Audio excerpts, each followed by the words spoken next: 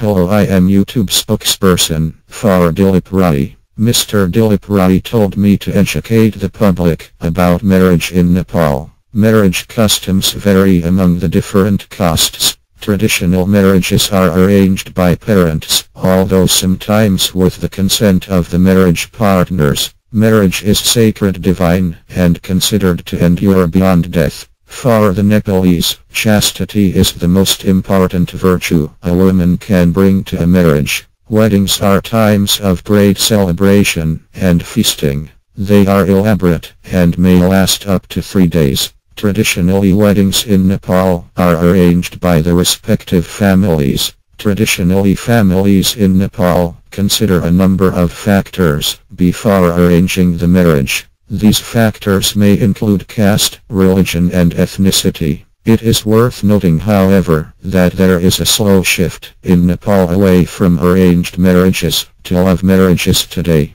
That is, individuals now have more freedom in Nepal to choose who they wish to marry without family interference. There is also a shift in Nepal towards marriage across castes and across ethnic groups, which traditionally was strongly resisted. Because today Nepalese have freedom of choice in their marriage, they need to know some important facts that they need to maintain. For example, modernization and globalization does not mean we should forget our roots, background, culture, and traditional values. With that, this law of marriage was formulated so that Nepalese will not go beyond their limits just because they have more freedom than their parents, and also because of modernization and globalization. According to Mr. Dilip Rai, Law of Marriage, Rule number 1. Marriage is between male and female.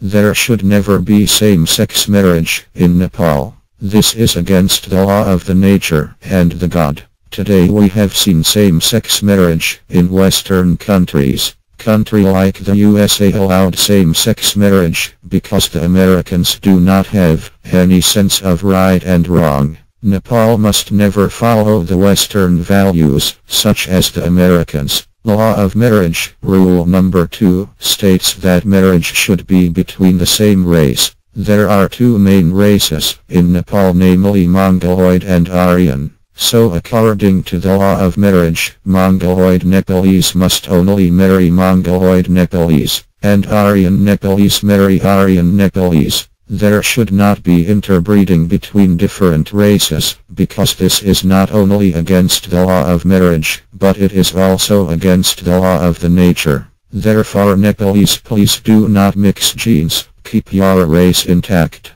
Preserve your race. We should always follow the law of marriage. Again, do not follow Western countries. So who can marry who in Nepal? Well, let me explain. If you are Mongoloid Nepalese, then you can marry other Mongoloid Nepalese. These are ethnic group that belongs to Mongoloid race. Rai Limbu, Gurung Magar, Sherpas, Tamang Thakali are some of the ethnic group belonging to Mongoloid race. Therefore, if you are Sherpa, then you can marry other Mongoloid ethnic group such as Gurung, Magar, Limbu, Thakali, and so on. So again, Mongoloid Nepalese must only marry Mongoloid Nepalese, and Aryan Nepalese marry Aryan Nepalese. Now let me explain why Mongoloid Nepalese must not marry caste Bahun.